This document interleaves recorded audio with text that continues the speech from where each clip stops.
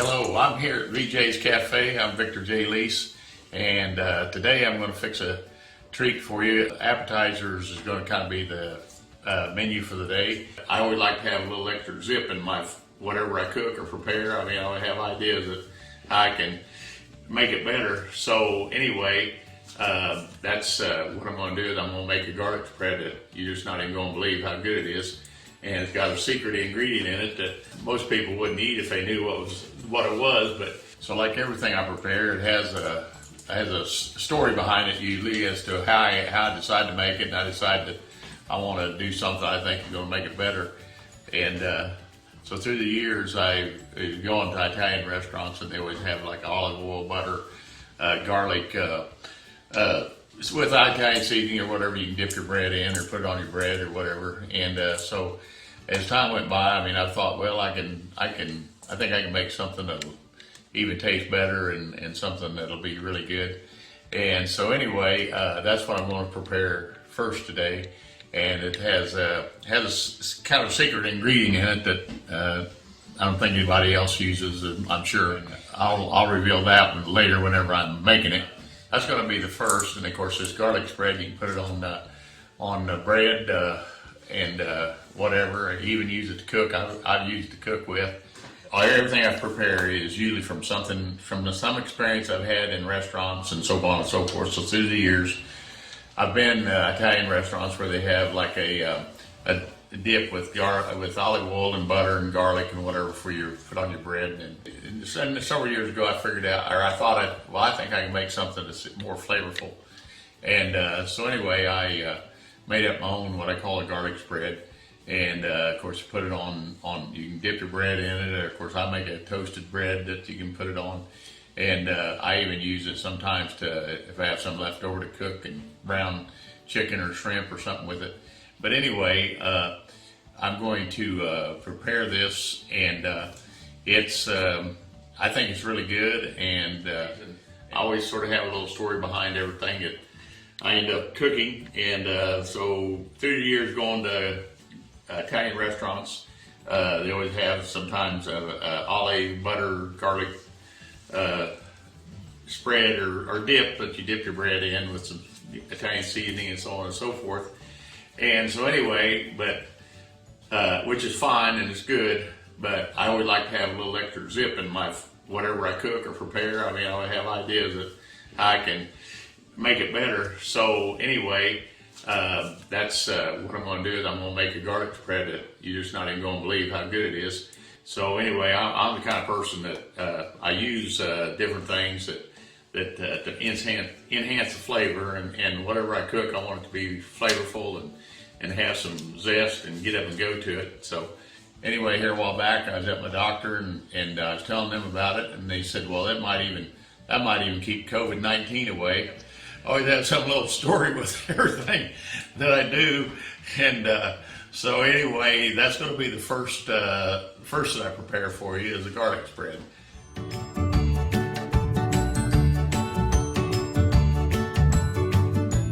Okay, now we've moved into the kitchen, and the first thing I'm going to do is I'm going to prepare the garlic spread that I talked about earlier. And the first thing I'm going to do is I'm going to put this bread in the oven, which I have sliced. Some of it's whole wheat, some of it's white, whatever anyone would like.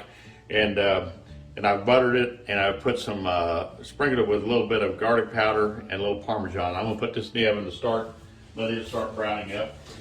And then to do the garlic, you take a clump of garlic and break it apart in cloves like this. And then I take the cloves, and what I do is put those into just make a little aluminum foil pouch like this, and put those in there with some olive oil and butter and oregano, basil, and parsley, and I just put it in the oven about 370 for maybe 30 minutes. And then when it comes out of there, you can just take these pieces, like right here. It'll be nice and soft, and you can just squish it out of there like that. And let's see, I gotta have a place to go with that.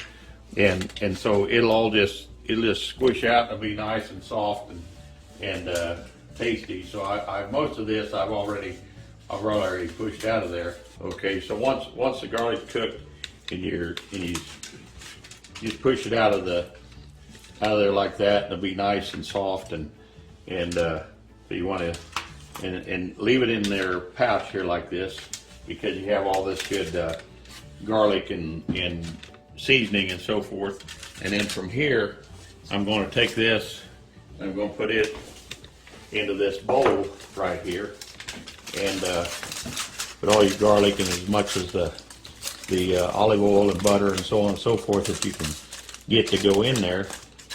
And then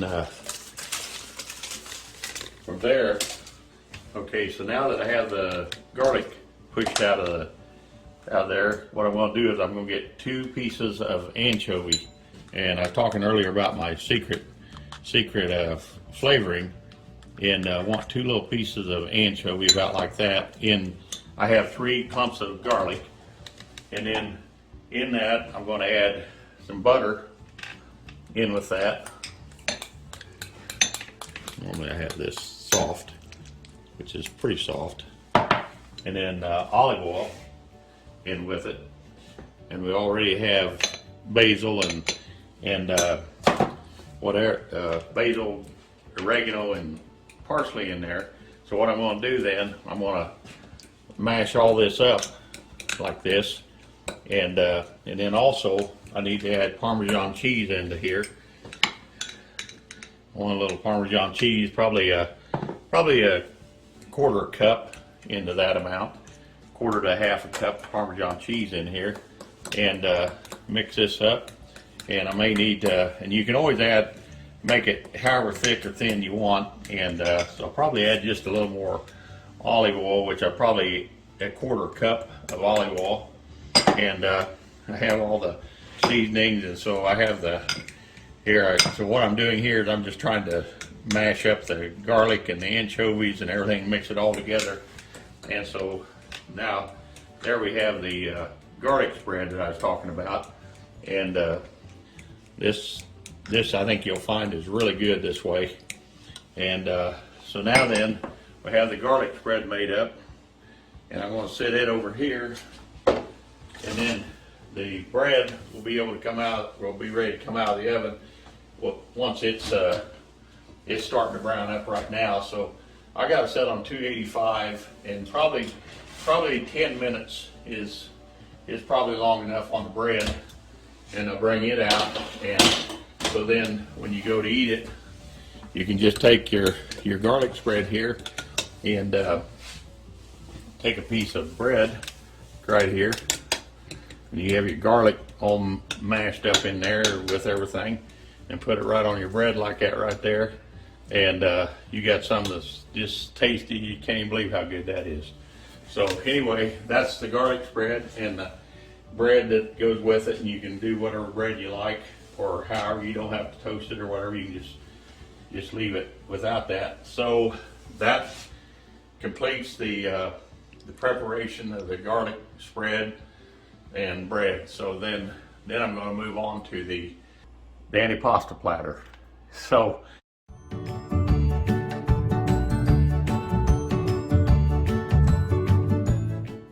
the second dish I'm going to prepare today for you is Antipasto platter.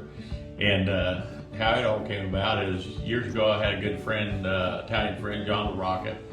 And so anyway, he was always cooking, and he had some antipasto prepared one day, and that's the first time I'd ever had it. Of course, you have to understand, I grew up on a farm in Woodson County, and never had any Italian food probably until I was 25 or 30 years old. Didn't even know sure what it was. But anyway, I've been to different Italian restaurants and had antipasto platter, and I always have enjoyed it. But then I kind of came up with my own version, and you can do any variation off of it, of course, with an antipasto platter as far as the vegetables and the different meats and so on and so forth. But today I'm going to prepare my version of an antipasto platter for you. So the second dish I'm going to prepare for you today is the antipasto platter, which is basically, for those who don't know, is an Italian appetizer, and it can be made up of all sorts of vegetables and meats and cheese and whatever. So So where I was introduced to Antipasto was a friend of mine down in Chanute. He used to live down there by the name of John LaRocca. He was Italian, grew up in San Francisco, so he was brought up right in the middle of the Italian food and so on and so forth. And so through the years, I, of course, going to Italian restaurants, sometimes I'd order Antipasto platter for an appetizer. And always felt like that so many times that I could make it better, or I could give it a little more zest and kind of do my own thing and add to it. And so that's so then I tried my hand at it, and it seemed like it's worked out good, because through the years I've took it to family get-togethers, and I'm from a big family of 12 kids. So I have, when I talk about family get-together, there might be over 100 people. And so anyway, I have 60 some nieces and nephews, and so they're always requesting that Uncle Vic bring his Antipasto platter. So anyway, I make it up and take it, and so friends and family seem to enjoy it. And so that's the second dish I'm going to prepare for you today. It's going to be the Antipasto platter. Okay, now we're going to move on to the Antipasto platter, and we'll start out with the vegetables. And so anyway, I have some yellow pepper here, and some red bell pepper, and of course you can use whichever pepper you want. I just like to use the colored ones, and then I also have a green pepper here just for the color effect, and also they're a little bit sweeter. But anyway, I have one each of those in there, and then of course I have a carrot. I like to put some carrot in it, and so I just kind of cut those up like that, in chunks like that. And then the same way, like with celery, I like to cut it up kind of in chunks like this. And and then of course I have the broccoli, and I just cut it up kind of small bite-sized pieces like that. And then of course I have a white onion or yellow. This happens to be Vidalia onion, which I like for this because it's nice and sweet. And I also have a red onion in here. And then I'm moving from that, I have some cheddar cheese, and I just like to cut it up in chunks like that. And this here is a white cheddar, and same thing, just kind of dice it up like that. And then this here is a pepper jack. And as far as the cheese and any of this, you can do any combination you want to. Also, the thing I kind of like the flavor kind of adds to it is I have a dill pickle, and I'll just kind of chunk it up like that. And so anyway, that is all the vegetables in there. I have a red onion in there also. And then I'm also going to add, as far as the vegetables, artichoke hearts, and I'm going to add some petrosini peppers, and then too, I'll add green olives, and some of them are big, some of them small, black olives into it. And then for the meat, you can pick whatever you like today. And the thing I like is I have some hard salami that I've cut up in small pieces, and the same way with pepperoni, I've cut it up into pieces, like kind of like that size, kind of like that. And so anyway, when I get all this will go together into my bowl, my dish. And the meat, I'll save all the meat for the most part out to last, because I'm going to dress the top of the Antipasto platter with that. And so what I'm going to do is I'm going to put the vegetables, I'm going to put all those into this pan, and then one overboard, as Ray would say. And so anyway, I put all the vegetables in here, and then what I'm going to do is, this here is a mixture of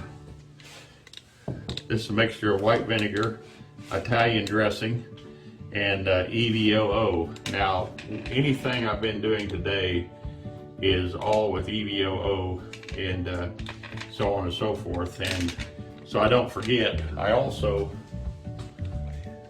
Okay, so now I have the vegetables in here, and I've browned the mushrooms, which I like to brown those a little olive oil. Again, the EVO. The EVO is the top grade of olive oil, and I use it most all the time. Now, if I'm going to cook something that I'm going to use high heat on, then I would just use the regular olive oil or light olive oil.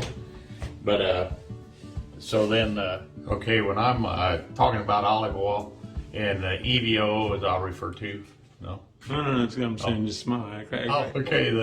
When I'm talking about olive oil and the different olive oils, like EVO is referring to the first press when they press the olives, and that's the first. That's referred to as the EVO. And then after that, and when I'm talking about olive oil and I'm talking about EVO, of course, that is extra virgin olive oil, and that's primarily what you use for like salads and different things where you're not going to use extreme heat. And it's the first press, as they say, when they're pressing the olives, and that's referred to, of course, extra virgin olive oil is the EVO.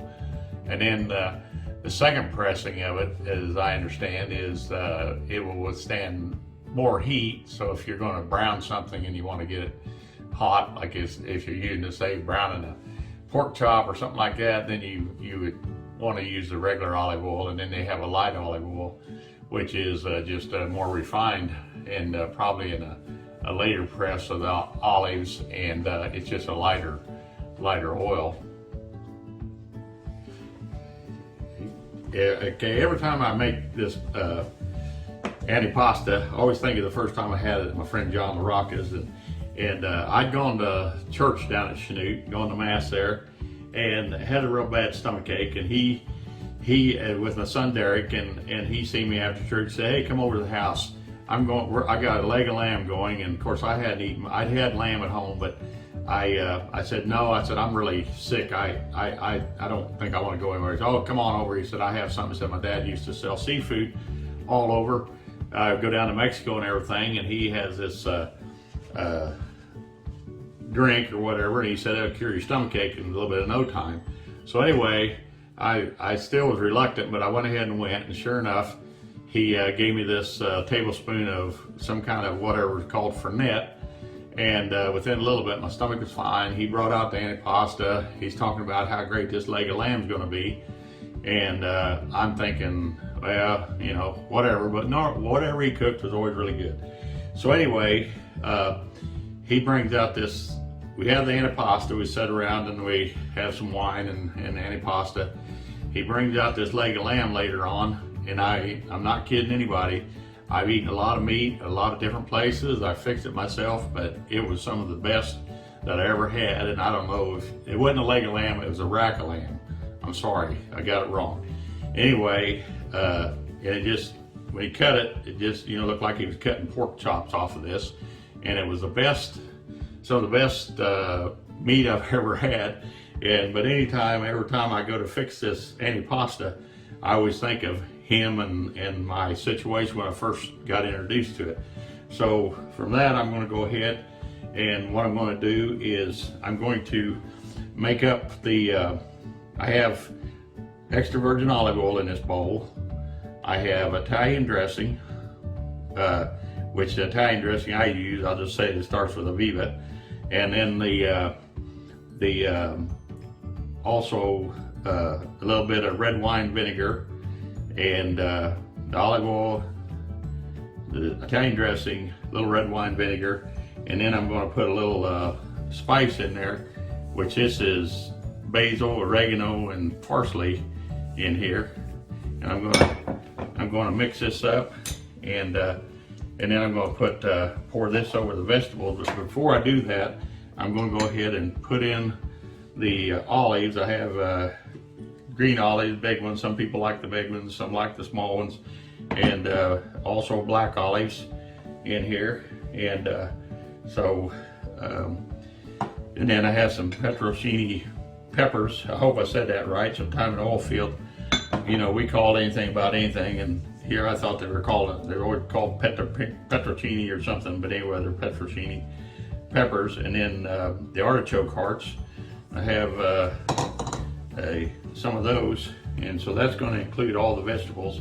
So now what I'm going to do is I'm going to pour my EVOO, my dressing, my vinegar, and red wine vinegar and seasoning over this.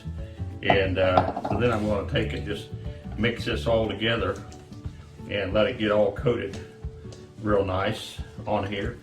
And then I'll take, once I get this coated up, what I'm going to do is I'll take and bring it over here to the, I have spinach on this platter underneath, and I'm going to put this on top of the spinach, and like this. And sometimes I have enough of this to where I have a platter, and then I'll have some left over. And so anyway, it's always good the next day or whatever. So now then, what I'm going to do is I'm going to put this hard salami. I'm just going to sprinkle it over top of it with the pepperoni and the hard salami like that, and put it over here, and kind of dress it up like that. And then once I have that done, I'm going to go ahead and put I have cheese here. I have cheddar, white cheddar, yellow cheddar, and some pepper cheese, and I'll put it on top of there. And then when I'm really wanting to do it, I'll do it. Okay, so now I've marinated the vegetables, and so I'm going to put those over here onto the platter with the that has the spinach on it. And so anyway, I have that over onto there. So now then, what I need to do, I'm going to put my hard salami. I'll cut it up into small pieces like this.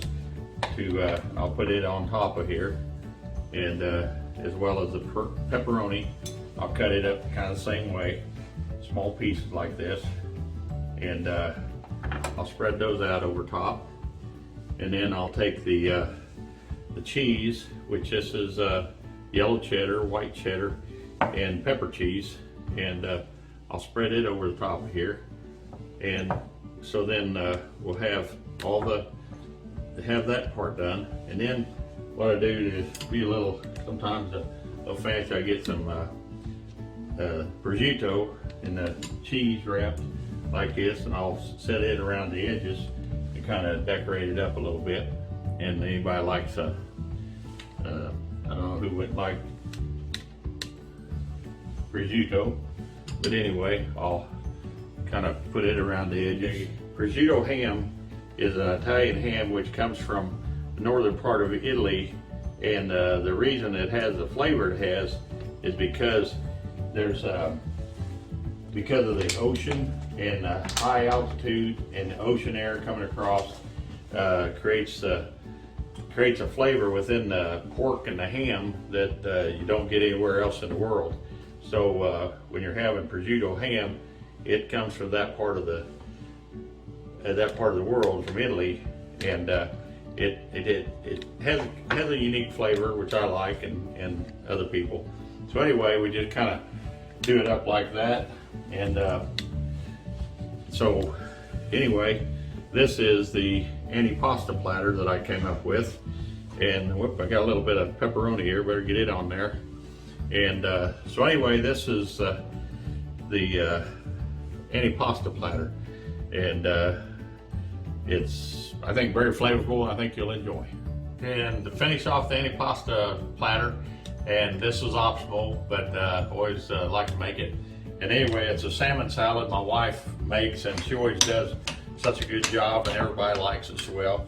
And we have this a lot of times in the summertime she'll make it, and we'll just have and what I'm using here with the salmon is some, as we call it in the oil field, creamy, tangy mayo, and mix it up with the salmon like this, and it is so good. This is my wife's concoction.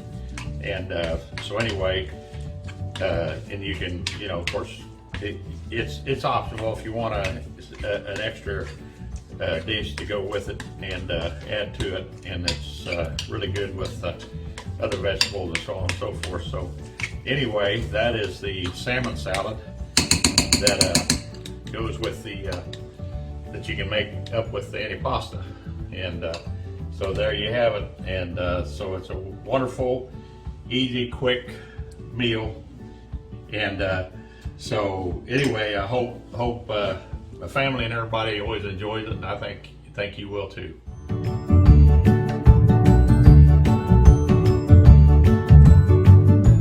Amazing thing about these appetizers, you can make a whole meal out of it if you want to. And I'm going to tell you, this is a party pleaser right here. And the people may not even get to the main food. As my parents taught me at home, always say a little prayer before you eat and give thanks to the Lord for the blessings. So at this time, I'm going to pray in the name of Father, Son, Holy Spirit, amen. Bless us, O Lord, and eat thy gifts which we are about to receive from thy bounty through Christ our Lord, amen. Lord, please help all those that need your help and mercy, all of our friends and family and everyone around the world. Thank you. So as we say in the oil field, we better get to eating this because we never know when we might get another meal. So I'm going to test this out and see how it tastes. I'm going to try this garlic spread first here on this bread. That's good. Okay, now I'm going to have to try this salmon salad to see how we did on it. And my wife has a really good recipe on this deal. I'm going to try this antipasto, make sure it's edible. Yes, I think we hit. Everybody have a good week, and we're going to finish off these appetizers. So we'll see you next time at BJ's Cafe, where we believe in the 4S: faith, family, friends, and food. So as we say in the oil field, keep turning to the right. And have a good day. See you next time.